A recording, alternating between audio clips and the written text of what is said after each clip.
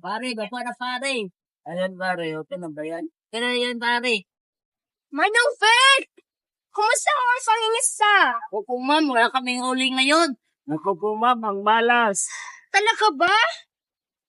Bakit kaya? Naku, Mare, dahil sa factory na iyan na laging nagtatapon ng basura, kaya unti-unting namamatay ang mga isda. Talaga ba? Oo. Bakit hindi natin kausapin ang may-ari ng factory para itigil nila ang pinagagawa nila? Oo nga, no? Eh, kawawa naman talaga ang mga mangisda. At dapat, ilagay na nila sa tamang lalagyan ang mga limagita o mga basura na pwede ikapasira ng ating mga isda. Oo nga, Mare. Halika, kausapin natin sila. Sige. Tao po. Tao po. Mare, para namang walang tao dito. Tawagin na lang natin. Tao po. Ano yun?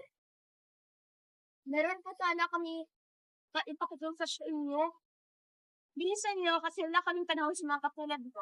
Gusto lang naman po sana namin sabihin na itigil nyo na ang pagtatapon ng basura at mga dinamita. Ano ngayon?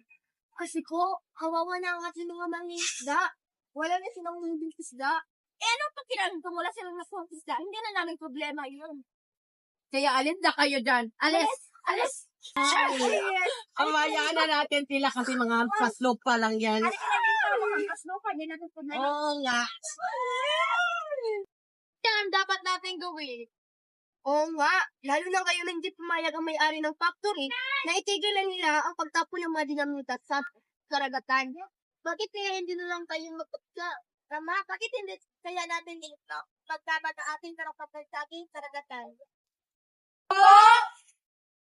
Ano yun? Nais namin ay paglaban ang aming karapatan!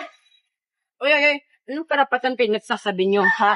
Karapatan na dapat pantay-pantay tayong mamamahala sa ating karagatan at dapat panatilihin natin itong malinis nang sa gayon ay umunlad at maayos ang pamumuhay ng mga tao. Ha? Ganun ba?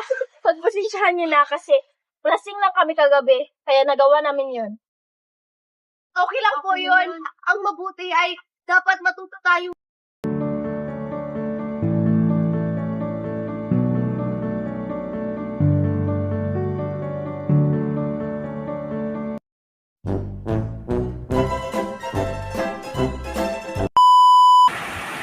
Ala, naliwat!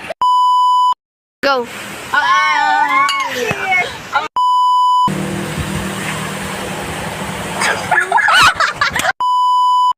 Kaya ang dapat natin gawin?